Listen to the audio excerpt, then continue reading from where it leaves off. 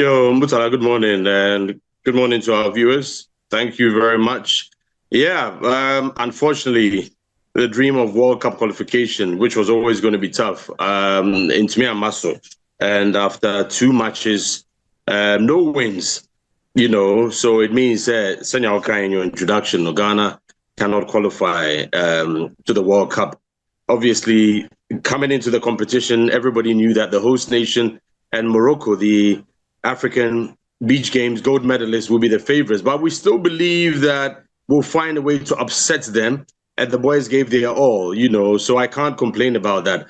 A bit of inexperience. We have a lot of new players. This is their first time, and they will learn. They will learn from these defeats to make them better players, hopefully in subsequent tournaments. But do you think a lack of good preparation affected the team's performance? Because prior to the tournament, you camped at Cape Kita for about a week and you didn't play any friendly games, whereas the likes of Egypt and Morocco were playing amongst themselves. Do you think it affected the team?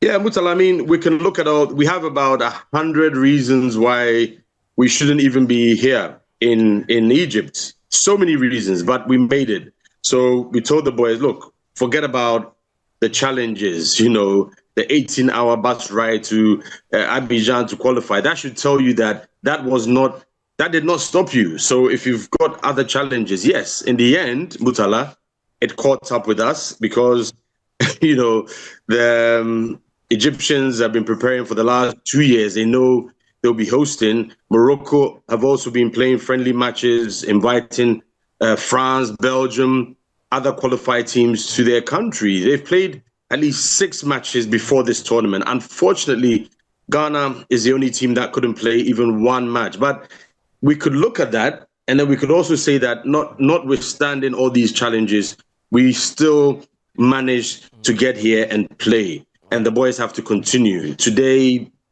we are missing 2 players, 2 defenders, one out of suspension and one through injury. So the new boys would have to again take the mantle. It's only the front 2 who are experienced beach soccer players. But these are lessons. This is a chapter in the journey and the story of beach soccer. So regardless, you're absolutely right. The preparations were not adequate.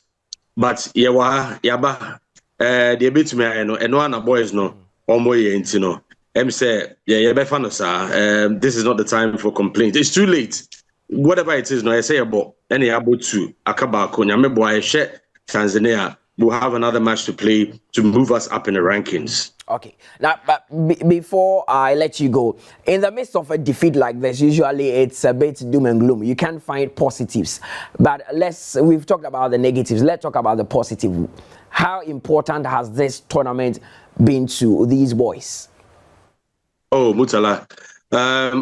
This is my 4th, in all, this is my 5th beach soccer AFCON and the 3rd with Ghana. But the lessons here, this is probably the best organized. The result is a purposely built sports, recreation, entertainment. It's a whole, it's like, I want to give you, let's say Accra Mall times 5.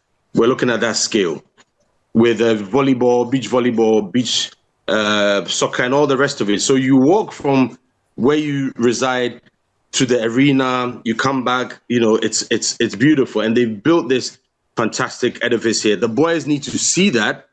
We have GFA officials here, they need to see it.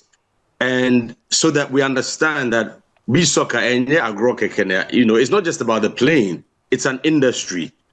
Tourism, the hospitality side, entertainment, the cuisine, the fashion, all of it. It's a huge ecosystem. It's almost for the first time, who say, okay, so beach soccer is not just about playing on the sand and going home. Yeah. So for us and for them, and hopefully one day, Ghana can also replicate this and do something similar, if it's not an AFCON or whatever it is. Okay. And for the boys to get the confidence to play against Morocco and Egypt. And before I go, Mutala, I would also like to put it on record that for the results and whatever happens here, as a chairman, I've taken 100% responsibility, full responsibility, and I think the buck falls with me, regardless of the poor training, the lack of funding and all the rest.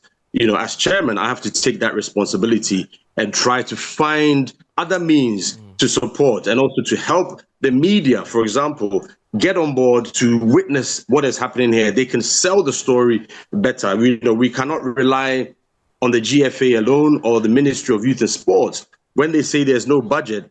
So we need to find new innovative methods to try and open up the beach soccer to the Ghanaian media so they can also sell the story.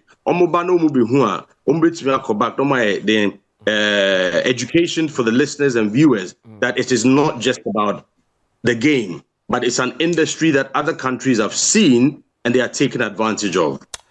Yeah, that's it. I wish you all the best in today's game against Tanzania, and we wish you a safe flight back home. And whatever we need to talk about, we'll sit around the table and have a good discussion to ensure that beach soccer improves. So that is Yao Ampofuankra, the chairman of the beach soccer committee, and Ote Nkano, all the way from Egypt, telling us what has happened so far with the Black Sharks. They've lost their first 2 opening games, meaning that they did not qualify, or they failed to qualify for the next stage of the competition. Sad one, but they have a game today against Tanzania, and winning might boost their confidence in subsequent tournaments that would be organized.